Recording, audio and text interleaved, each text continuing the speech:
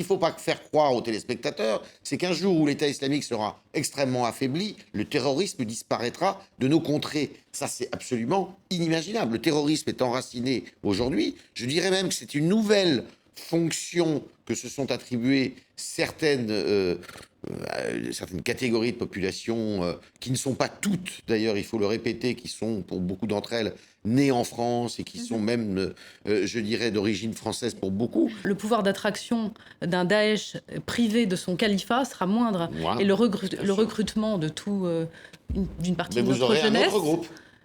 Oui. Alors, après, il y aura peut-être L'État islamique un a Daesh... remplacé d'une certaine façon Al-Qaïda dans oui, la conscience. absolument, il y aura peut-être un Daesh Ça peut pire. justement favoriser le retour d'Al-Qaïda que l'État islamique avait permis avait ringardisé ou d'autres choses.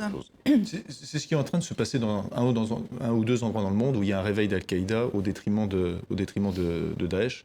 Mais bien sûr, ce que dit Sir Daniel est juste. C'est-à-dire que l'ADN, la particularité bien sûr de Daesh, c'est d'avoir fondé un État, d'avoir voulu fonder un État de battre monnaie, d'avoir un État central. Et vraiment, quand on sait ce qui se passe à Mossoul, par exemple, c'est extrêmement ambigu. C'est-à-dire qu'il y a une adhésion, ne nous trompons pas, il y a une adhésion de la population à cet État islamique. Surtout, ne commettons pas cette erreur. Maintenant, ce que je voudrais dire, en plus, c'est pas à contrario, c'est en plus, le grand califat, le grand califat aujourd'hui, c'est Internet.